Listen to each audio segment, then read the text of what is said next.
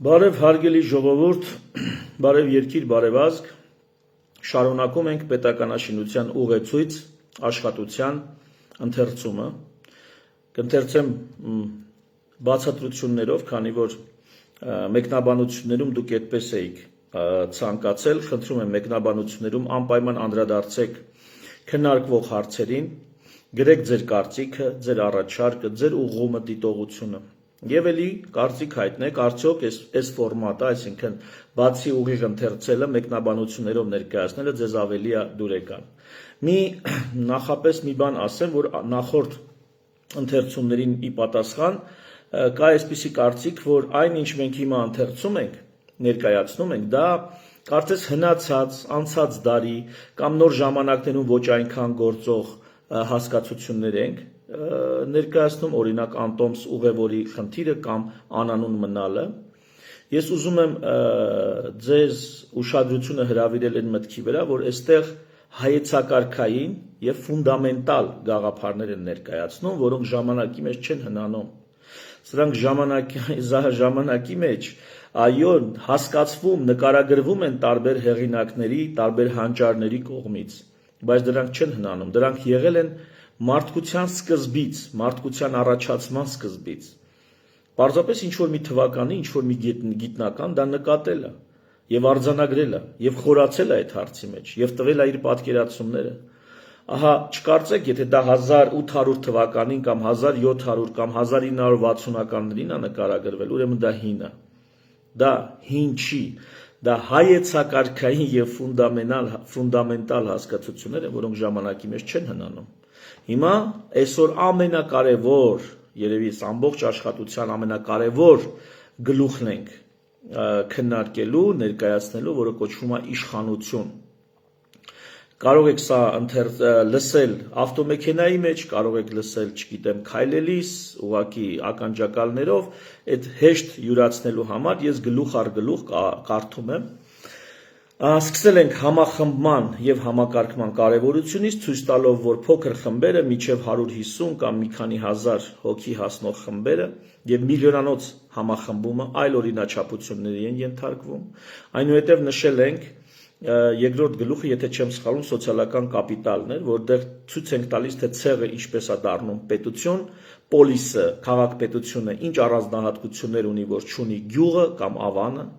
Այնուհետև ներկայացրել ենք օլիգարխիայի երկաթե օրենքը, այսինքն անխուսափելիորեն համակարգման արդյունքում ի հայտ եկող, այսպես ասած, կողմնակի էֆեկտները ինչ են տեղի ունենում։ Այնուհետև վերջին անգամ քննարկեցինք Անտոմս Ուղևորի կամ free rider problem, Անտոմս Ուղևորի խնդիրը, որը մի քիչ գռեհիկ ժողովրդական լեզվով կարելի ասել մուշտջու խնդիրը, որը էլի հայեցակարգային ֆունդամենտալ բան է, դա չի հնանալու։ Եվ այսօր քննարկում ենք իշխանությունը, բայց սա, ելի եմ ասում, ամենակարևորն է, եթե չարարեք, կարող եք 2 անգամ, 3 անգամ լսել։ Սա, կարծում եմ, պարտադիր է իմ կարծիքով քաղաքական գործիչների համար, բոլոր նրանց համար, ովքեր ուզում են քաղաքականությամբ զբաղվել, եւ հատկապես ուսանողների համար, ովքեր հասարակագիտական ուրեմն ուղղությամբ են սովորում։ Հարգելի ուսանողներ, խնդրում եմ ձեր ընկերներին տեղյակ պահեք այս աշխատանքի մասին, կարդացեք եւ ձեր կարծիքը հայտնեք, հարգելի դասախոսներ, եթե կզգաք, որ ավելացնելու բան ունեք, խնդրում եմ դա արեք։ Ամենայն դեպս սա փորձ է ակադեմիական շրջանակից կարևորագույն ուրեմն հարցեր հասարակագիտական դուրս բերել հանրային միջավայր եւ քանի որ սրա շահառուն բոլորս ենք կամ մեզանից յուրաքանչյուրն է, ապա լավ կլինի, որ մեզանից յուրաքանչյուրը այս մասին քիչ թե շատ տեղեկացված լինի։ Եվ այսպես իշխանություն Գլուխ 6. Հայ քաղաքական լեզվամտածողության մեջ վերջին 100 տարում տեղի ունեցել իմաստաբանական տեղաշարժ, ինչն առաջացրել է իշխանության եւ հեղինակության ընկալման խառնաշփոթ։ Այդ տեղաշարժն անհրաժեշտ է շտկել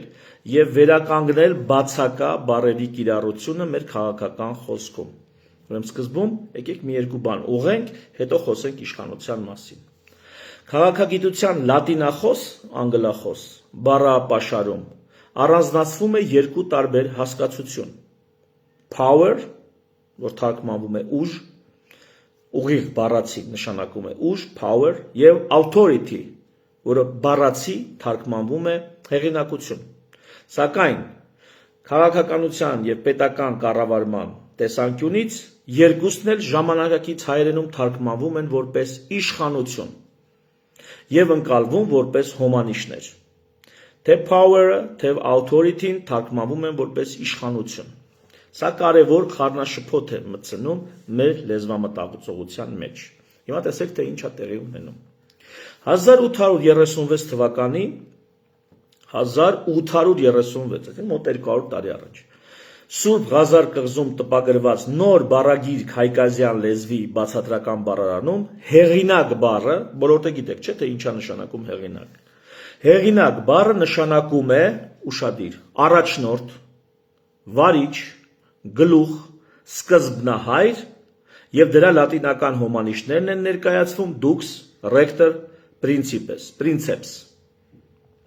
Նույն բացատրությունն են գտնում Վենետիկում տպագրված Վարդապետ Ջախջախյանի 1837 թվականի բառագիրքի բարբառ հայ եւ իտալական բառագրքում։ Նմանապես հեղինակ բառը որպես առաջին կամ առջևից գնացող, որպես առաջնորդ բացատրվում է Մկրտիչ Ավգերյանի եւ հայր Գրիգոր Ճելալյանի 1865 թվականի Արձեռն բառարան հայկազյան լեզվի բացատրական բառարանում։ Այսինքն 1800-ականներին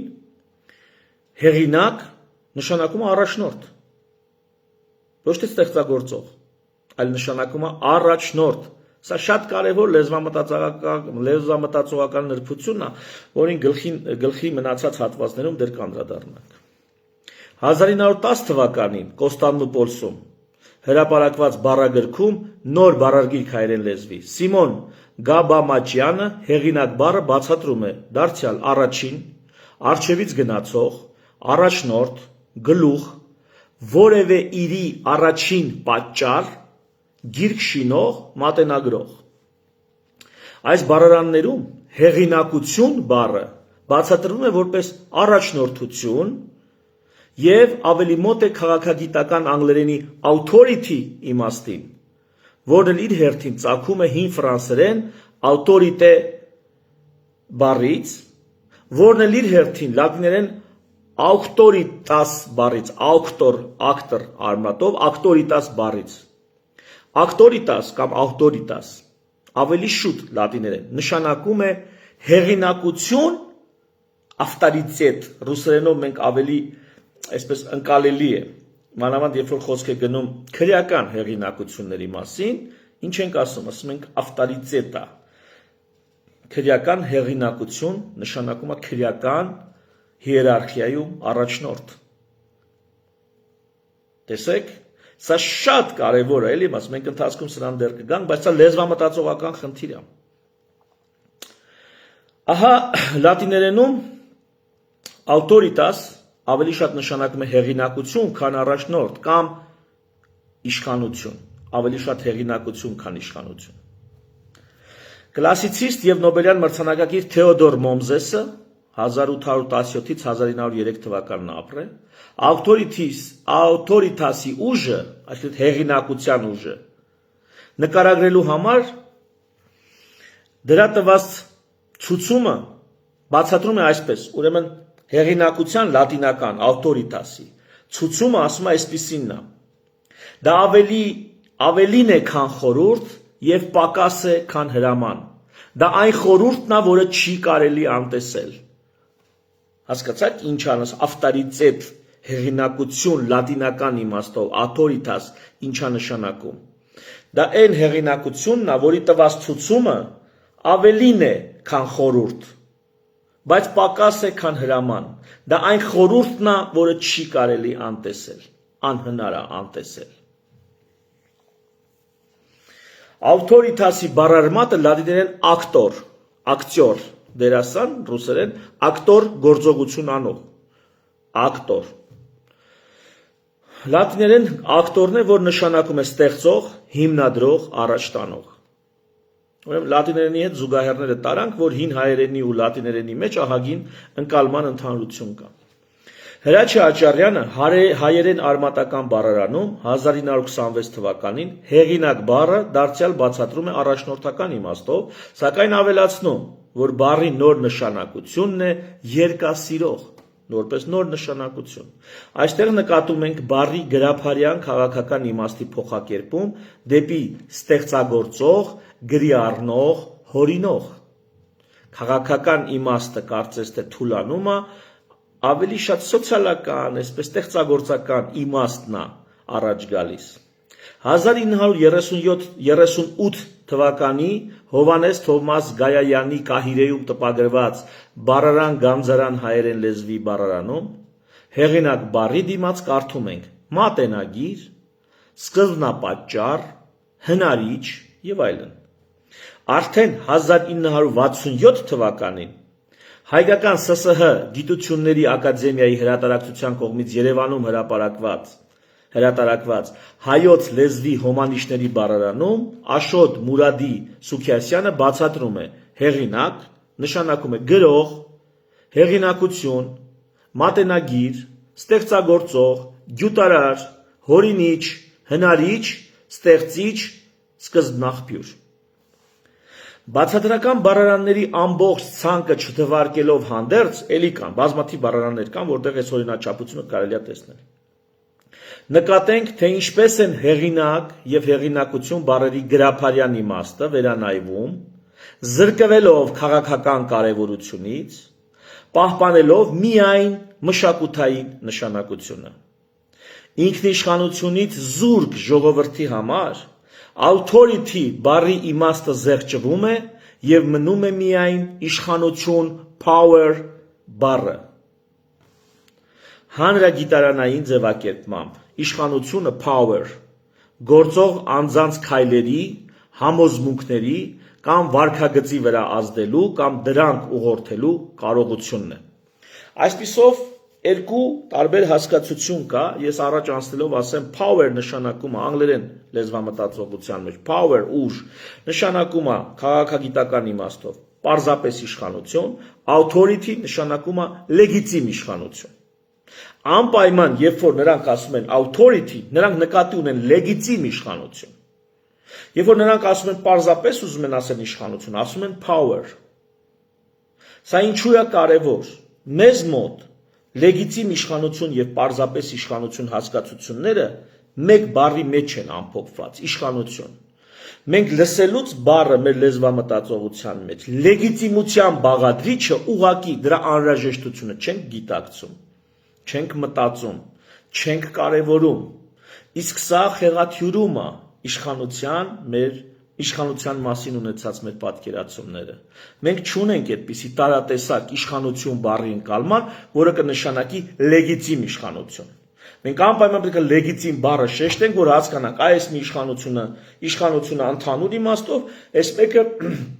մասնավոր իմաստով լեգիտիմ իշխանություն է ներկայացնում։ Այնինչ այդ լեգիտիմ իշխանություն բառը հենց հեղինակությունն է, որ նշանակում է լեգիտիմ իշխանություն, եթե թարգմանենք անգլերենից։ Հիմա գանք այսքան հասկանալուց հետո, այս վերանայումը անելուց հետո, կրկնում եմ, սա մեր քաղաքական գործիչներին, ուսանողներին, նույնիսկ լրատվամիջոցներին, այն ամենքին, ովքեր զբաղվում են իշխանությամբ, քաղաքականությամբ կամ առնչվում են դրա հետ, այս բոլորին սա պետք է։ Հիմա արդեն այս ուղումներից հետո անցնենք բուն իշխանության հարցը։ Հանրագիտարանային ձևակերպմամբ իշխանությունը power, այստեղ անդադ շեշտելու եմ power authority, անընդհատ հիշատակելու եմ, որպեսզի մեր մոտ դա ֆիքսվի։ Իշխանությունը գործող անձանց քայլերի, համոզմունքների կամ վարքագծի վրա ազդելու կամ դրանք ուղղորդելու կարողությունն է։ Ահա թե ինչ է իշխանությունը։ Տարբեր սահմանումներ կան իշխանության, ինձ դուր է եկել այս մեկը որպես հանրագիտարանային ձևակերպում եւ ես տվել եմ։ Բայց շարունակենք հələ խորանալ, էլի տենանք այ մարդես ինչ բան է այս իշխանությունը։ Ինչի է դեն ուտում։ Պետություն ենք ուզում, սեփական պետություն, բայց չիմանանք իշխանությունը ինչ է։ Իշխանությունը մի դերակատարի կողմից մյուսի նկատմամբ միայն ուժի կամ դրա սպառնալիքի կիրառությունը չէ, այսինքն միայն ուժի եւ հարկադրանքի կիրառությունը չէ, այլ կարող է իրականացվել նաեւ առանց հարկադրանքի եւ տարատեսակ եղանակներով։ Օրինակ, ինստիտուտների միջոցով, ընտանիքի ինստիտուտում ծնող երեխա, ծնողը երեխայի վրա բանացնում է իշխանություն, առանց հարկադրանքի, կրթական ոլորտում, դասախոս ուսանող, ինստիտուտ կա այդպիսին, հարաբերությունների կարգ, դասախոս ուսանող, որտեղ դասախոսը դասաժամին ըստ էության ուսանողի նկատմամբ գտնվում է ավելի իշխանական դիրքերում, առողջապահությունում բժիշկ բուժառու, բժիշկը ավելի շատ իշխանական գործառույթ է իրականացնում այս հարաբերությունների մեջ, բուժառուն ենթարկվում է այդ իշխանական ազդեցությանը, թեև չկա հարկադրանք, 100%-անոց կամավոր հարաբերությունները։ Մամուլում, ես մի քանի ինստիտուտներ եմ էլի մեջ բերել, մամուլը որպես հասարակական ինստիտուտ, խմբագիր ընթերցող, խմբագիրը այն հեղինակությունն է, ով գրում է, ամփոփում է, ներկայացնում է, ընթերցողը ի գիտություն է դա ընդունում, հավատում է, տարածում է այդ միտքը որպես լուր, հավատալով, որ նա չի խաբում։ Այսինքն իշխանությունը տարբեր միայն դա պետական մարմինների եւ քաղաքացիների միջև հարաբերությունը չի, դա հարաբերությունն է մեր կյանքի տարբեր ոլորտներում։ Ես այս ձևակերպումների մեջ խուսափել եմ, իսկ ավելի ճիշտ ասել ֆիլտրել եմ ձախական, շատ ձախական պատկերացումներ, այնպես որ օրինակ Ֆուկոին եւ մյուսին քաջ ծանոթ փիլիսոփաներն ու ժողովուրդը մարդիկ մտածողները կնկատեն, որ ես ձախական պատկերացումներ այստեղ ֆիլտրել եմ, որ սկզբում կներկայացնեմ այն ինչ ներկայացնում եմ, հետո ավելի մանրամասն արդեն մեր վերլուծությունը կներկայացնենք։ Դասական առումով իշխանությունը պարզեցվում, պարզունակացվում է նույնիսկ այն աստիճան, որ իշխանություն կարող է համարվել ցանկացած մեկի կամքը կամ որոշումը, եթե դրանից կախված է մյուսի խնդրի լուծումը կամ պահանջմունքի բավարարումը, թեև նման պայմաններում ավելի շուտ կարելի է խոսել ոչ թե իշխանության, այլ սոցիալական գերակայության մասին։ Այնինչ ասում էին նոր ձախական պատկերացումները, որ ֆիլտրել են, փաստորեն այնուամենայնիվ անդրադառնում են մի թեթև, որ ժողովուրդ ջան, ձախական մտածելակերպի մեջ, այսպես սոցիալիստական մտածելակերպի մեջ, ոչ պահպանողական կամ հակապահպանողական մտածելակերպի մեջ իշխանությունը պարզունակացվում է այն աստիճան, որ սոցիալական գերակայությունը շփոթվում է իշխանության հետ։ Հիմա կպարզաբանեմ, թե այդ ինչ տարբերություն սոցիալական գերակայության եւ իշխանության մեջ, որովհետեւ այդ օրինակներում օրինակ խմբագիր, ընթերցող, բժիշկ, բուժառու, ուսանող, դասախոս, այս օրինակներում կարող ենք նկատել, որ այնքան իշխանություն չի, ինչքան սոցիալական գերակայություն կամ միգուցե մի քիչ իշխանություն է, մի քիչ սոցիալական գերակայություն։ Սա կարևոր է ամեն դեպքում զանազանել։ Օրինակ, խնդրողի եւ խնդիրը բավարարողի միջև կա իրավիճակային գերակայություն, հոգուտ խնդրանքը բավարարողի, սակայն դրան չի կարելի անվանել իշխանություն։ Եթե մեկը մյուսից ինչ-որ բան է խնդրում, նա սոցիալական գերակայությունն է ընդունում մյուսի եւ սպասում է նրա պատասխանին, իր խնդրանքը կբավարարեն, թե չեն բավարարի։ Սա իշխանություն չի, ձախականությունն ասում է, սա արդեն իշխանություն է։ Սա իշխանություն չի, հետո կասենք ինչու։ Սա գերակայություն է, դիրքային, իրավիճակային։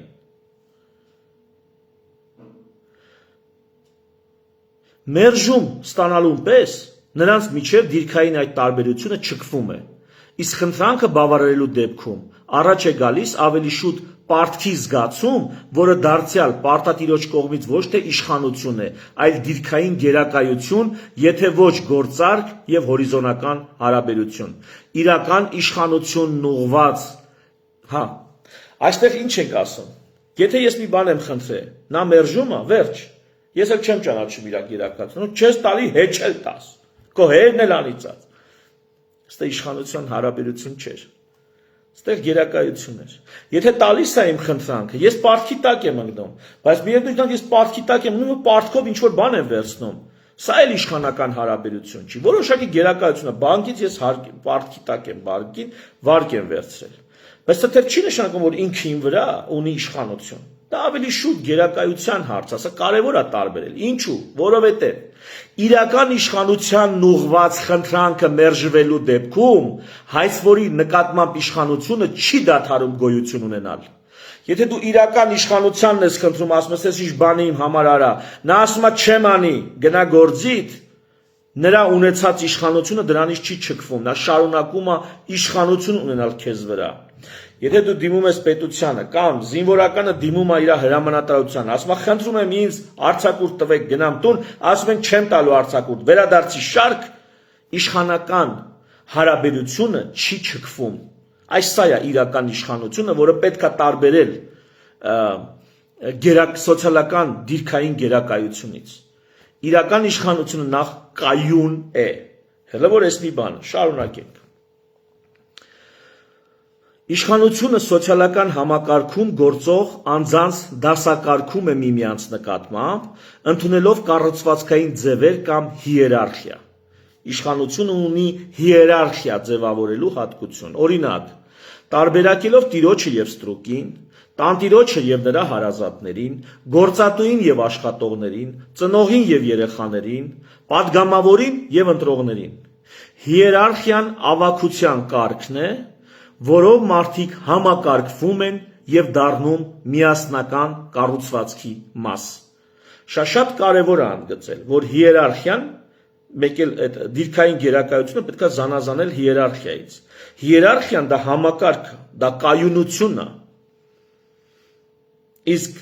դիրքային գերակայությունը դա մի փոքր ավելի թույլ եւ ավելի իրավիճակային բան է։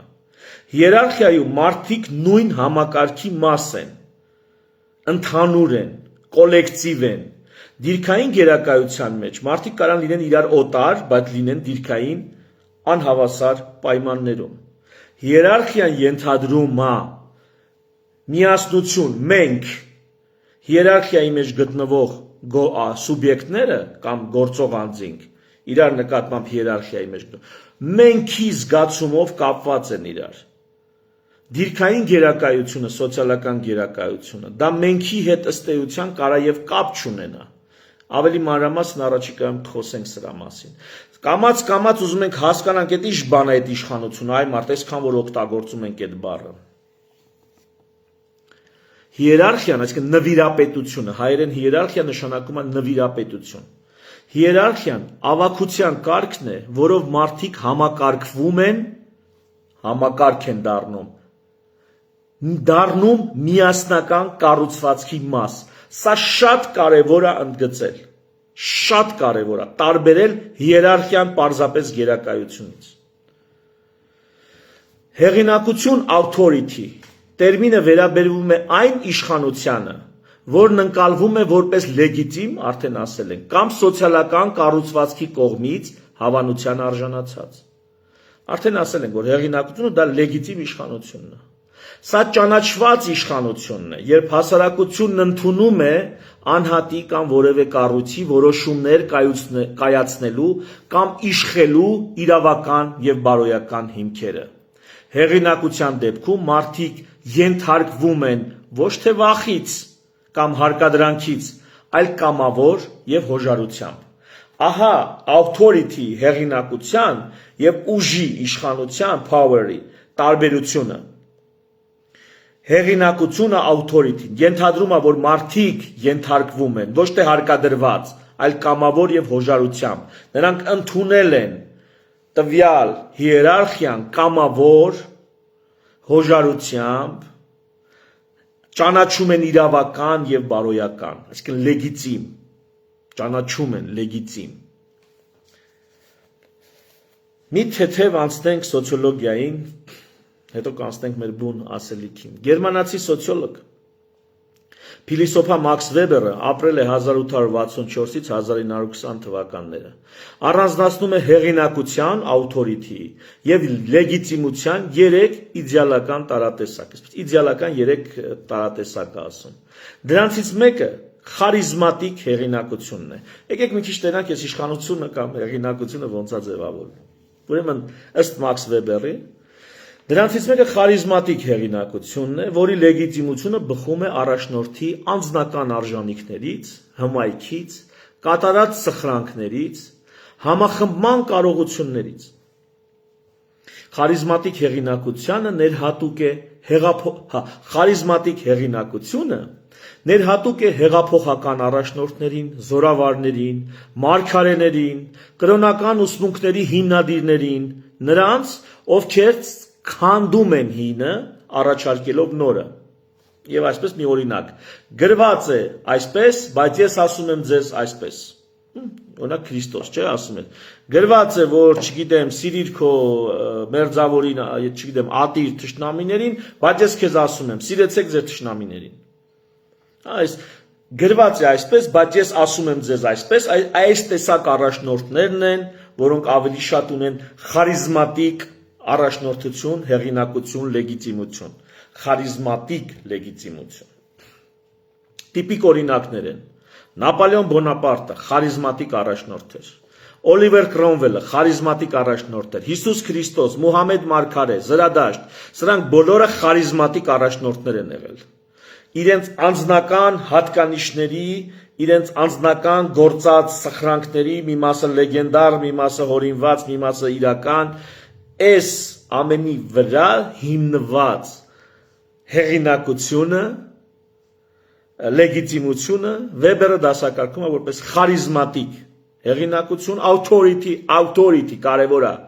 Power-ի մասին չի խոսում, authority-ի մասին է խոսում։ Խարիզմատիկ հեղինակություն, խարիզմատիկ լեգիտիմություն։ Սակայն առաջնորդի այս մարդիկ եղան, լավ, հիմնեցին, հեղինակություն են, առաջնորդներ են, իշխանություն են։ Սակայն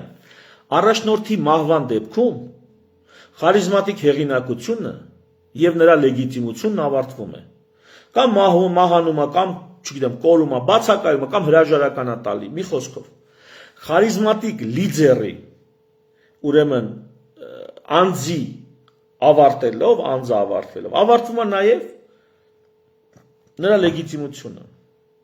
Եթե այն չի դառնում ինստիտուցիոնալ հեղինակություն,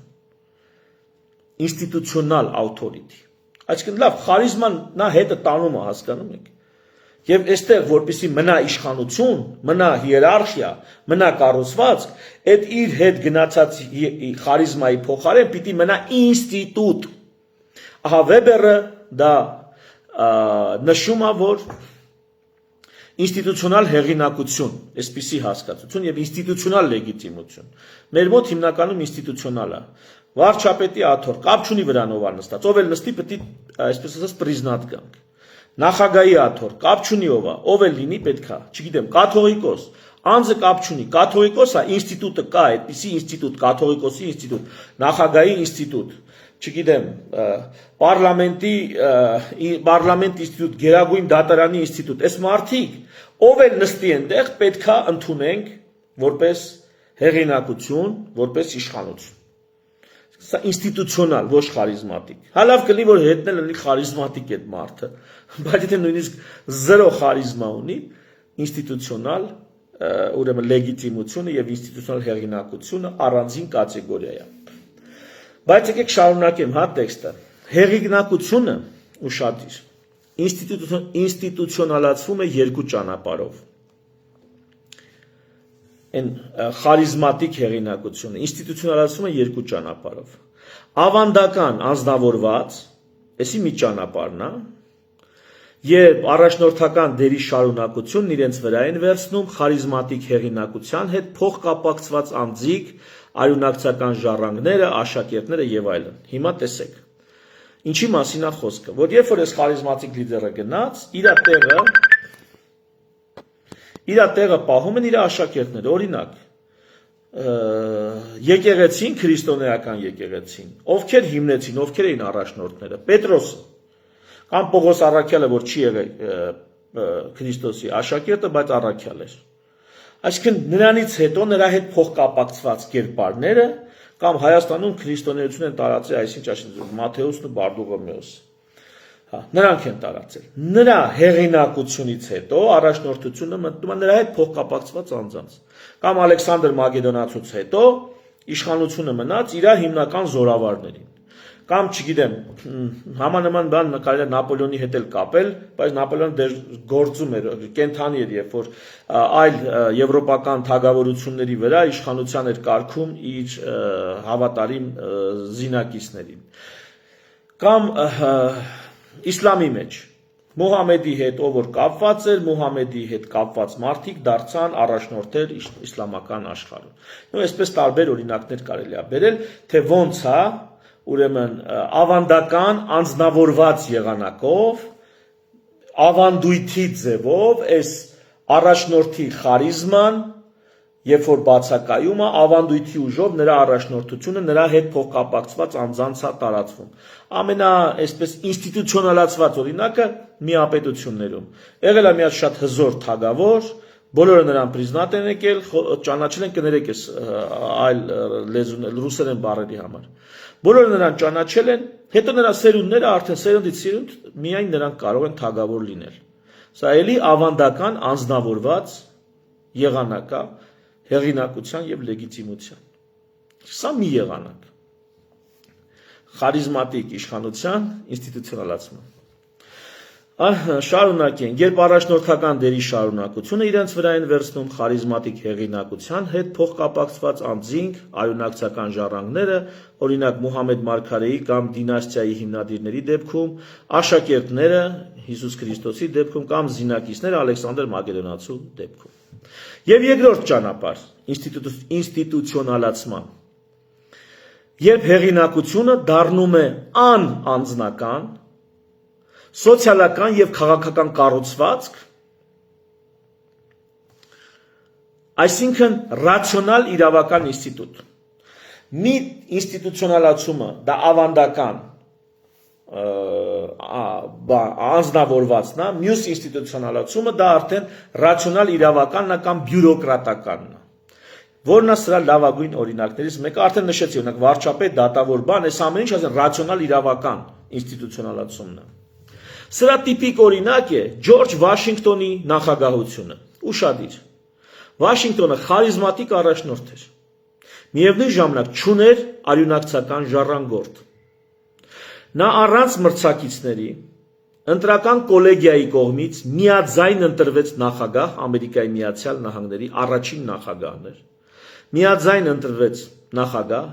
եւ 2 ժամկետ իշխանավարելուց հետո թողեց նախագահի աթոռը, այն դարձնելով քաղաքական կառուցվածք, ինստիտուտ, ոչ թե անձի հետ շղթայակցված ինստիտուտ, ինչպես միապետի հեղինակությունն է։ Նրանից հետո առաջնորդական մանդատը դարձավ ռացիոնալ իրավական ինստիտուտ։ Ուրեմն Վաքս Վեբերը 3 այս տարատեսակներն է նշում՝ խարիզմատիկ, ավանդական եւ բյուրոկրատական։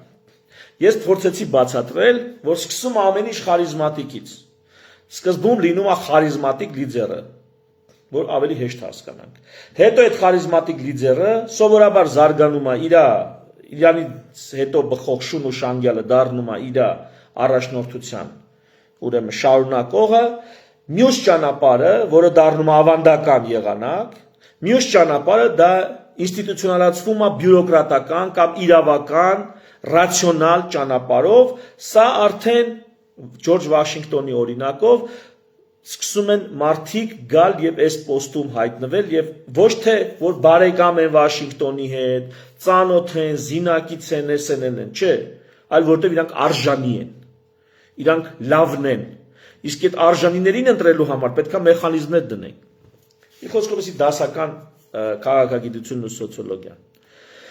Մաքս Վեբերն առանձնացնում է հեղինակության եւ լեգիտիմության այս 3 տեսակները՝ խարիզմատիկ, ավանդական եւ ռացիոնալ իրավական, որոնցից ամենից օպտիմալը ռացիոնալ իրավականն է, կամ որ նույնն է բյուրոկրատականը։ Սա կառավարման ժամանակակից մոտեցում է, կամ որ երբ կառավարիչների լիազորությունները սահմանափակված են կանոնների համակարգով։ Ռացիոնալ իրավական համակարգի համար լեգիտիմության հիմքը ֆունկցիոնալությունն է եւ կոմպետենտությունը։ Տեսեք, եթե այնտեղ լեգիտիմության հիմքը խարիզման էր, նրա սխրանքներն անձնական հատկանիշները, եթե նրա արյունակցական ժառանգների փոխանցվող իշխանության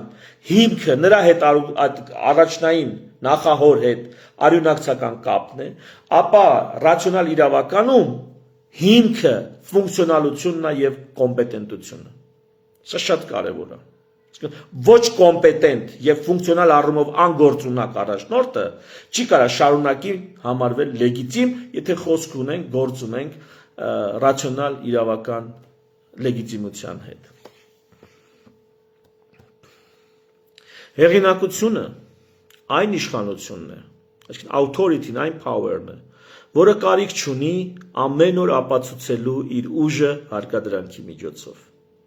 Քանի որ այն հիմնված է կամավոր ճանաչման եւ արդարության զգացումի վրա։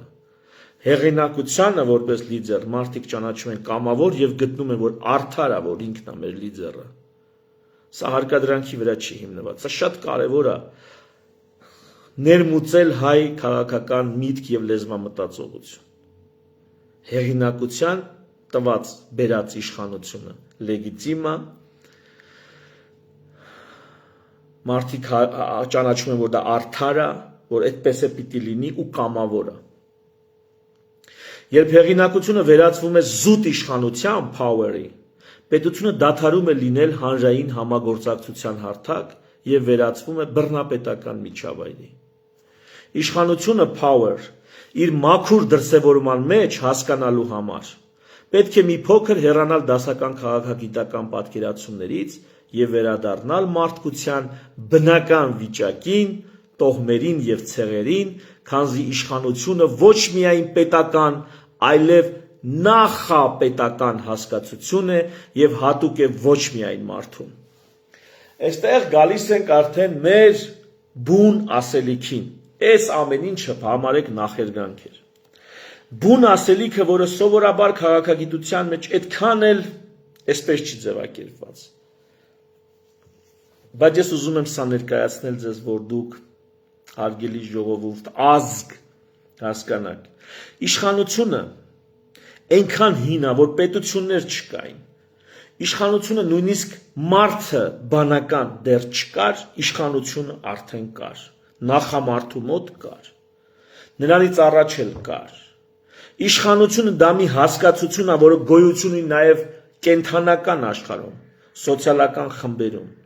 Առյուծների պրայդում կա իշխանություն, գորիլաների ընտանիքում կամ շիմպանզեների ընտանիքում կա իշխանություն։ Իշխանությունը դա միայն ես հիմա ինձ կարան մեղադրեն ռեդուկցիոնիզմի մեջ, որ ես պարզունակացնում եմ, բայց երբեմն պետք է պարզունակացնես, որ հասկանաս ինչի մասին է խոսքը։ Ոնց որ սեռական ակտը, օրինակ, հա, 1000 սեքսը հասկանալու համար դու պիտի դրա որպես process, որպես երևույթ, որպես գործողություն չէ, որպես երևույթ, որպես հասկացություն, որպես process, որպես վերարտադրողական ֆունկցիա կամ գործիք հասկանալու համար դու պիտի խորանաս դրա կենսաբանական հիմքերը հասկանալու մեջ։ Չես կարա չգնաս կենսաբանություն եւ այնտեղից մի հատ էլ նորից չվերադառնաս ու հասկանաս թե ինչա օրինակ բազմացումը, վերարտադրությունը։ Չես կարա։ Նույն ձև իշխանությունը այդքան հին բան է, այդքան ֆունդամենտալ բան է, եւ դու չես կարա չգնաս հասնես կենսաբանության այն հիմքերը, ունդեղից նորից չվերադառնաս ու հասկանաս ինչա իշխանությունը, սրա նրա գրքերը կարդալով, սրա նրա տեսությունները ուրեմն վերլուծելով, որոնք հիմնականում սկսում են կեսից։ Եվ այսպես, պաշտպանության եւ որսի համար խմբերին անհրաժեշտ են միասնական, կազմակերպված եւ համաձայնեցված գործողություններ։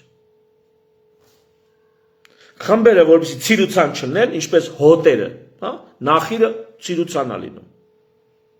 Նախիրի մոտ այդ կազմակերպվածությունը չկա։ Եղավ ագրեսիա, եղավ վտանգ, ուղղակի փախնում են։ Որոշակի օրինաչափություն ունի այդ փախուստը, բայց հիմնականում աչից են հարված է, ձախ են փախնում, ձախից են հարված է, աչ են փախնում։ Ստե չկա կառուցվածք։ Նախիրը պատկերացրեք որպես անկազմակերպ սոցիում, անկազմակերպ համայնք։ Հիմա ստեղ ինչ ենք ասում ենք, պաշտպանության եւ որսի համար արդեն գիշատիչների մասին ենք խոսում, զգացիք։ Խմբերին անհրաժեշտ են միասնական, կազմակերպված եւ համաձայնեցված գործողություններ։ Որքան բարդ են այդ համատեղ գործողությունները, այնքան խմբի անդամներից պահանջվում է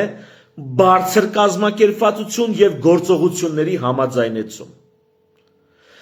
Սրան խմբերը հասնում են իրենցից մեկին կամ մի քանիսին որպես առաջնորդ ճանաչելով։ բազմանդամ խմբերի համակարգված եւ արագ գործողությունների համար չկա ավելի օպտիմալ լուծում, քան կառավարման կենտրոնի եւ հիերարխիայի հաստատումն է։ Կրկնում եմ, բազմանդամ խմբերի գործողությունների արդյունավետությունը պահանջում է կառավարման կենտրոն եւ հիերարխիա։ Եվ այդ պահանջը սոցիալական էակների առաջ դրվել է միլիոնավոր տարիներ առաջ, իսկ մարդուն այն հասել է որպես էվոլյուցիոն կամ էվոլյուցիայով հղկված, մշակված եւ կայացած գործիք, ավելին սոցիալական հատկանիշ։ Ուշադիր, սա շատ կարևոր բան է, այստեղ առաջ բերում։ Հիերարխիայի ձգտելը դա սոցիալական էակի հատկանիշը, արդեն գենետիկորեն ամրագրված։ Լիդերության ձգտելը կամ լիդեր փնտրելը սեփական գործողությունները կոորդինացնելու համար, սա գենետիկորեն նստած է մեզանում որպես սոցիալական էակ։ Պատկերացրիք ինչքան ֆունդամենտալ բան է իշխանությունը։ Դա մեր գենետիկայի, մեր արյան մեջ է, ձգտել իշխանության եւ ճանաչել, փնտրել իշխանություն, որպեսզի քեզ առաջնորդի։ Այդ կենտրոնը, կոորդինացիոն կենտրոնը, կարող է լինել միանձնյա կամ կարող է լինել կառավարման խորհրդի ձևով, ծերակույտի ձևով։ Սակայն արագ եւ անհետաձգելի որոշումների կայացման եւ դրանց իրագործման համար կառավարման խորհուրդը կոլեգիալությունը պիտանի չէ, քանի որ պահանջում է ժամանակ, խորհրդակցական գործողություններ եւ որոշակի համաձայնություն, ինչի հասնելն այդքան էլ դյուրին չէ։ Այդ իսկ պատճառով նույնիսկ կառավարող խորհրդի դեպքում, որպես կանոն, որոշվում է հավասարների մեջ առաջինը։ Ժողովրդական իմաստությունն ասում է, 3 թագավոր ճանապարհ են ընկնում, բայց մինչև ճանապարհ դուրս գալը իրենց մեջ որոշում են թագավոր։ Սա շատ կարևոր է, երկու կառավարման մոդել կա, նախագահական եւ պարլամենտական։ Պարլամենտական մոդելը, այսինքն գործադիր եւ օրենսդիր կամ ներկայացուցչական։ Պարլամենտական մոդելը, այդ կոլեգիալ մոդելը, արագ գործողությունների համար անպիտան է, որտեղ պահանջում է հավաքվեն, նստեն, բանակցեն, քննարկեն, քվեարկեն, կհաստատեն իրար, կհասկանան, չեն հասկանա, համաձայնության կգան, չեն գա։ Սա կառավարման վատ մոդելը արագ օպերատիվ գործողությունների համար։ Դեռ արագ եւ օպերատիվ գործողությունների համար կա գործադիրի ղեկավար, նախագահ։ Ինչա բանակի ղեկավարը նախագահ։ Դե բանակը պետք է արագ ու օպերատիվ գործի։ Իսկ դա չեն կարող դնել խորհրդարանում գցեն բռնեն, հա, տենաս ինչ անենք, ոնց անենք։ Այս բլուրը գրավենք, թե այն բլուրը, այստեղ զորքերն ուղարկենք, թե այնտեղ։ Դրա համար պետք է հիերարխիկ վերտիկալ ու միանձնյա որոշումների իրավունք, որպեսզի լինի արագ եւ օպերատիվ։ Սա կարևոր է։ Իշխանությունը ոնց է սկսում, ոնց է ծնվում։ Մինչև մարդու առաջացումը, մինչև հոմո սապիենսի ստեղծվելը, այս մեխանիզմները արդեն գոյություն ունեն բնության մեջ։ Ու այս տարատեսակները կառավարման արդեն գոյություն ունեն բնության մեջ։ Այդ իսկ պատճառով նույնիսկ կառավարող խորհրդի դեպքում որպես կանոն որոշվում է հավասարների մեջ առաջինը։ Դա ոչ թե դաղալություն է, ոչ թե հլը տեսնենք հավասար ենք, չի այն մեկը հավասարների մեջ առաջինը, որովհետև այդպիսին է սոցիալական էակների բնույթը, այդպիսին է կառավարման օպերատիվ արագ գործողությունների կառավարման անհրաժեշտությունը, պետք է հավասարների մեջ լինի առաջին։ Եվ եթե 3 թագավոր որոշում են ճանապարհ դուրս գալ, մինչև ճանապարհ ելնելը, իրենց մեջ որոշում են 3 թագավորի մեջ որոշում են թագավոր։ Ով է քրիտիկական պահերի հայտարարելու արտակարգ դրություն, այսպես ասած։ Որքան բնական եւ վտանգավոր է միջավայրը, այնքան խումբը հաճախ է հայտնվում քրիտիկական իրավիճակներում, ինչն ընդգծում է կառավարման կենտրոնի անհրաժեշտությունը։ Որքան հանդուգն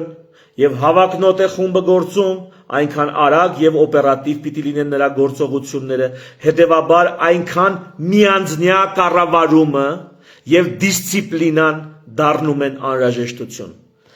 Երբ որ ասում ենք նախագահի ինստիտուտ, գործադիրի ղեկավարը պիտի առաջնային մանդատով ժողովրդից ընտրված լինի, դա հենց այնպես չենք ասում։ Դա հենց այնպես չի։ Եթե չունես թագավոր երկրումդ, գործադիրի ղեկավարը պիտի նախագահ լինի։ Եթե ունես թագավոր, ծայրահեղ դեպքում նա կվեր կենա ու կասի ճիշտը սենց է լքելքի եկեք։ Եթե չունես երկրումդ թագավոր, երկրումդ պիտի նախագահ լինի։ Սա ծայրահեղ անհրաժեշտություն է վտանգավոր միջավայրում, քրիտիկական իրավիճակներում հաճախ հանդիպող եւ հավակնոտ համակարգերի համար, ամբիցիոզ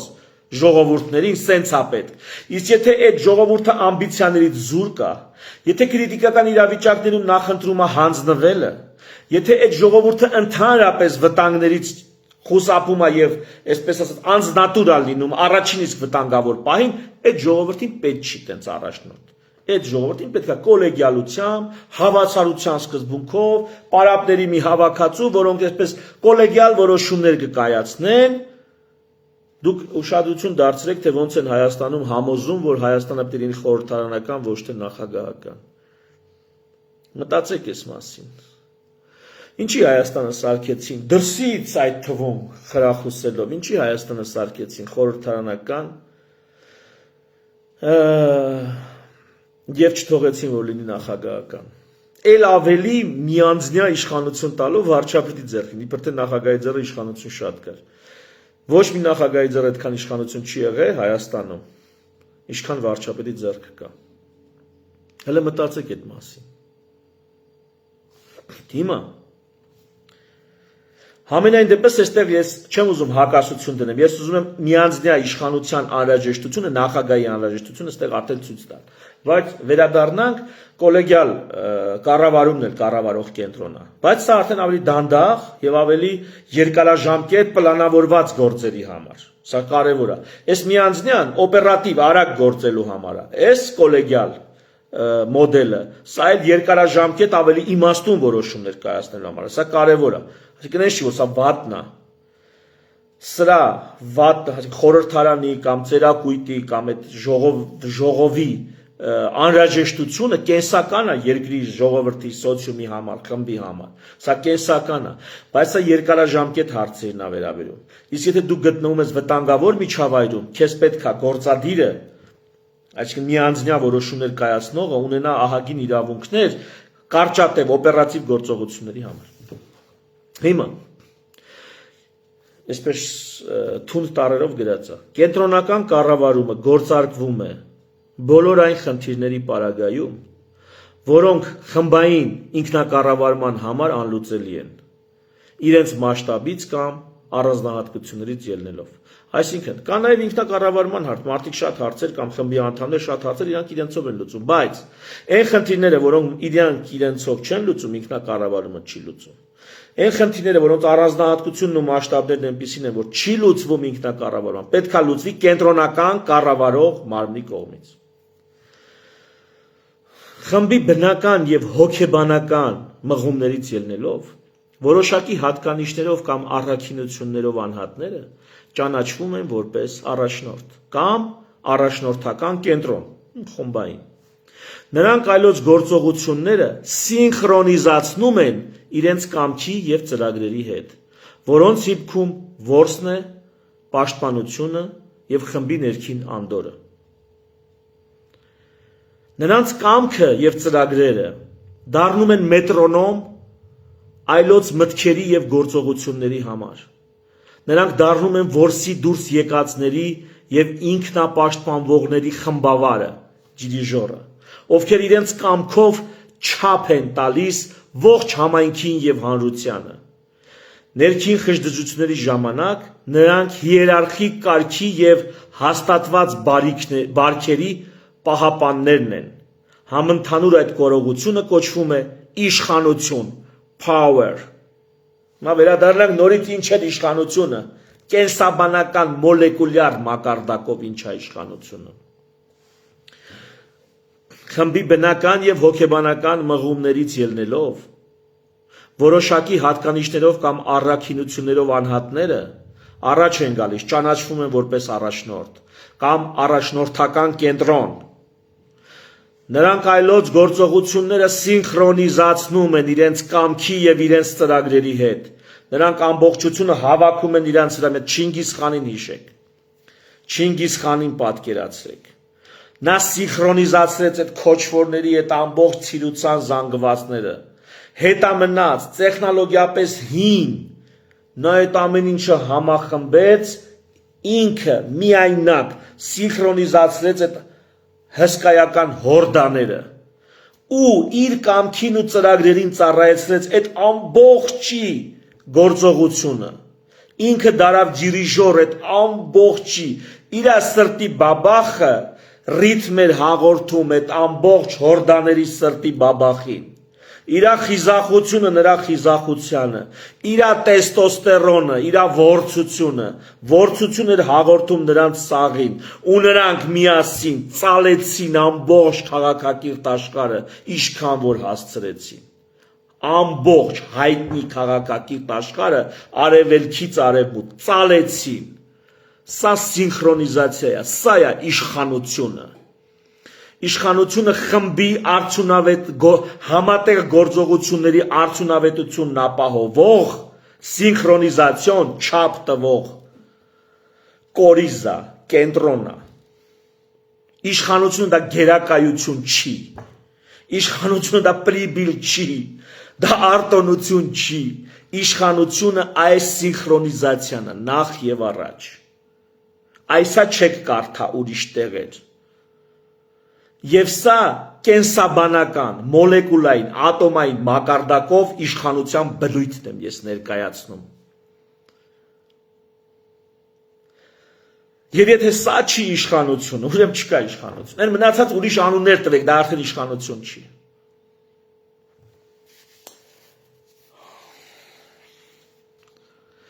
Նրանց կամքը եւ ծրագրերը դառնում են մետրոնոմ այլոց մտքերի եւ գործողությունների համար։ Նրանք իշխանավորները դառնում են որսի դուրս եկածների եւ ինքնապաշտպանվողների խմբավարը, ովքեր իրենց կամքով չափ են տալիս ողջ համայնքին եւ հանրությանը։ Ներքին խժդժությունների ժամանակ նրանք հիերարխիկ կարգի եւ հաստատված բարքերի պահապաններն են։ Համընդհանուր այդ կարողությունը կոչվում է իշխանություն, power։ Հիմա թույլ տարերով իշխանությունը հիերարխիա հաստատելու եւ այլոց գործողություններն իր կամքի ծրագրերի հետ սինխրոնիզացնելու անպայման կարողությունն է։ Անպայման։ Պայման չկա ստեղ։ Սա բնական, կենսաբանական, բնազդային բան է։ Սրա մեջ պայման, խոսալ, բանակցել չկա։ Իշխանությունը սա է իր միջուկում։ Իշխանությունը չի պայմանավորվում, իշխանությունը պայմանավորում է։ Իշխանության պայմանը դրված է սոցիալական էակների բնույթի մեջ, նրանց կենսակերպի մեջ, նրանց էվոլյուցիայի մեջ։ Էկն ու որցը, որ իրար հետ զույգվում են, չկա պայմանը տե։ Դա տուպը բնազդ է։ Կամ չգիտեմ, ուզում եք ասեք բարձրագույն աստվածային բանականություն, բայց դա չկա պայման։ Դա առանց խոսքի, առանց համաձայնության ինչ-որ գրավոր, առանց բանակցության, դա աչքերով մարդիկ կարան նայեն իրար կամ կենդանիները, նայեն իրար հոտով։ Բնության օրենք որպես դա իրագործեն։ Իշխանությունը բնության օրենք է։ Իշխանությունը մարդը չի ստեղծել։ Դա եղել է մարդուց առաջ։ Իշխանությունը չի պայմանավորում, իշխանությունը չի պայմանավորվում, իշխանությունը պայմանավորում է։ Իշխանության պայմանը դրած է սոցիալական էակների բնույթի մեջ, նրանց կենսակերպի մեջ, նրանց էվոլյուցիայի մեջ։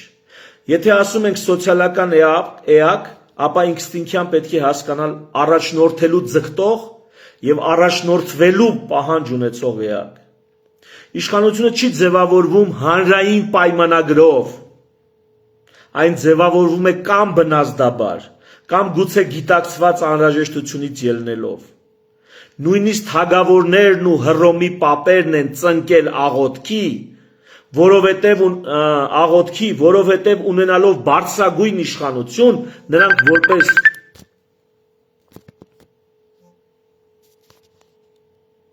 կներեք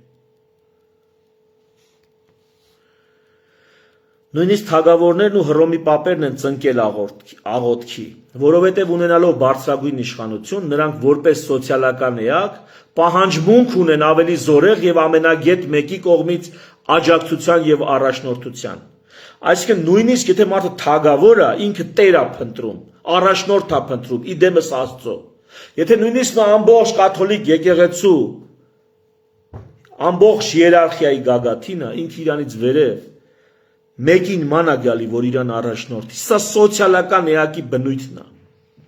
Նույնիսկ եթե ինքը ամենքի առաջնորդն է, ինքը ուզում է մեկը լինի իրան առաջնորդի։ Դա բնույթ է սոցիալական էակի։ Պայմանավորվածությունը հետերարխիկ, հորիզոնական հարաբերություն է, իսկ իշխանությունը տեղով մեկ հիերարխիա է։ Այսինքն, եթե մենք պետք է պայմանավորվենք, դա նշանակում է մենք հորիզոնական է մեր հարաբերությունը, չէ՞ պայմանավորվում ենք։ Իշխանությունը հիերարխիա է, ինչ հորիզոնականություն։ Դա եթե հիերարխիա է, ինչ պայման։ Ահա թե ինչու իշխանությունը սահմանումն եմ տալիս, power, հիերարխիա հաստատելու եւ այլոց գործողություններն իր կամքի ծրագրերի հետ սինխրոնիզացնելու անպայման կարողությունն է։ Իշխանության էությունը պարզաբանելու համար պատկերացնենք մեկին, ով կարող է այնպես անել, որ ողջ աշխարհի ժամացույցները համաձայնեցվեն եւ սինխրոնիզացվեն իր ժամացույցի հետ։ Պատկերացրեք մեկը վերակենում, ասում է, «Էս իմ ժամը սենց է ցույց տալի»։ Սաղը պետք է ձեր ժամերը իմ ժամով ուրեմն ուղղեք։ Ճիշտ ժամը իմ ժամացույցն է, ենթադրենք։ Թվում է հասարակ եւ պարզունակ մի օրինակ, նույնիսկ անիրական գործնականում կյանքի կոչելու համար։ Կարա մեկը վեր կենա տես բան ասի։ Այնպես անի, որ բոլորը սինխրոնիզացվեն իրանց ժամացույցները այս իր ժամացույցի հետ։ Եթե պատկերացնեք մեկը կարողանա այդքան բանը համոզի։ Պատկերացնեք դա ինչ իշխանություն է։ Այդ դա է իշխանությունը։ Թվում է հասարակ եւ պարզունակ մի օրինակ, նույնիսկ անիրական գործնականում կյանքի կոչելու համար։ Թեկուզ ոչ ամբողջ աշխարհում, այլ ընդամենը մեկ երկրի սահմաններում։ Եթե հնարավոր լիներ այնպես անել, որ բոլորն իրենց ռիթմը համապատասխանեցնեն մեկ հոգու կամ մեկ խմբի հետ, ապա այդ կարողությունն ինքնին իշխանություն է եւ գործողությունների սինխրոնիզացիայի ահռելի ունակություն։ Եթե մեկը կարողանա վեր կենա, ամբողջ Հայաստանին ասի ժամերը ուղղում եք իմ ժամացույցի հետ։ Վերջ։ Այսքան գործողություն նա եթե կարացավ անել, այսպիսի սինխրոնիզացիա թե դա արդեն ահռելի իշխանությունն է։ Իշխանության թեև այս օրինակը իշխանության էությունը պատկերավոր ներկայացնելու համար այնուամենայնիվ արժե իմանալ։ Այ կներեք, ինքս էլ հոգնեցի, գիտեք, կարող է թողենք շարունակությունը։ Եկեք այս օրինակն էլ կարդամ ու ընդմիջենք շարունակությունը որպես երկրորդ մաս բան կանենք։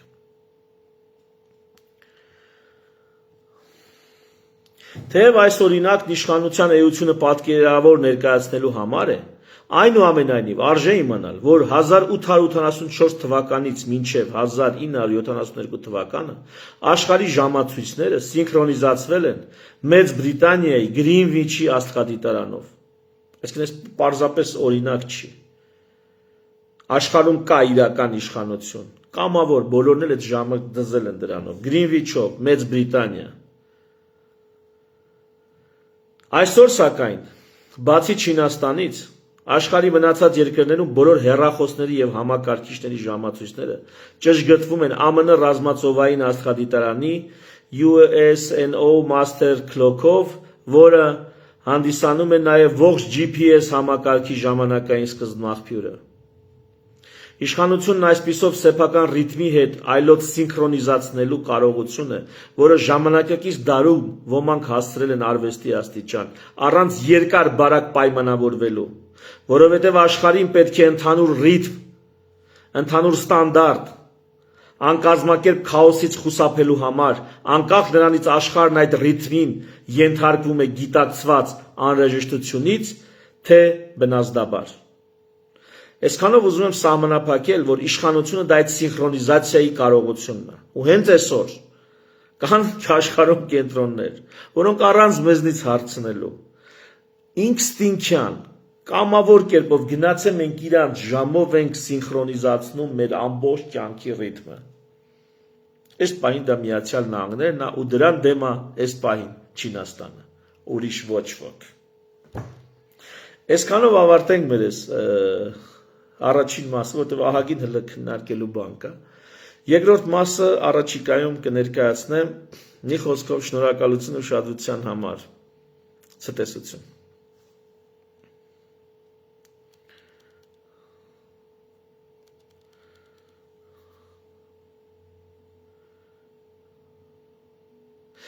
Մի բանի Իրինան Սահակյան ասում է, ինչու՞մ է տարբերությունը, իշխանությունը նախագահի ձեռքն է, թե վարչապետի։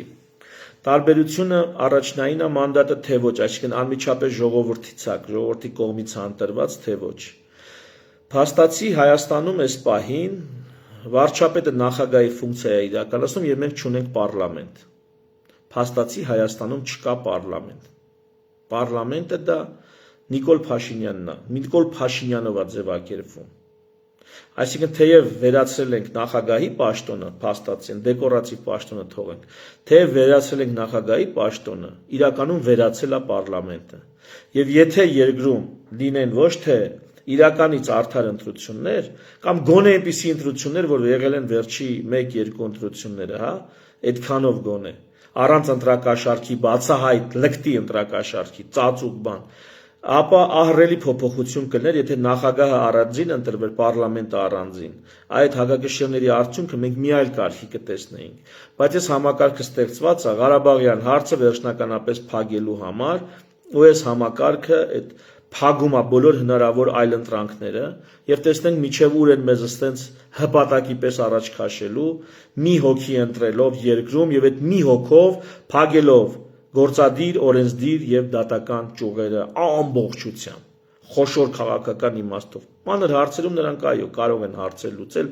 ինչ որ ակտիվություն ցույց տալ, բայց մեծ քաղաքական հարցերում, համապետական հարցերում մի հոգուց է կախված ամբողջ երկրի ճակատագիրը։ Որոշեց Սամվել Կարապետյանը պիտի լինի իր թիվ 1 Ախոյանը։ Սամվել Կարապետյանին 2 հատ ԱԱՑ-ով, 2 հատ մամուլով սարքեց թիվ 1 Ախոյան, իբր թե։ Ոնց ուզի տենց կանի, ինչ ուզի տենց կանի։ Ժողովուրդն էլ չունի այդքան սուբյեկտայնություն եւ քաղաքական հասունություն, որ այս ամեն ինչին հակակշռի։ Մի խոսքով Իրինա ջան, այս քո հարցի պատասխանը եւ ելի եմ ասում, շնորհակալություն հետեւելու համար կշարունակենք հաջորդ դասին, այսպես ասած։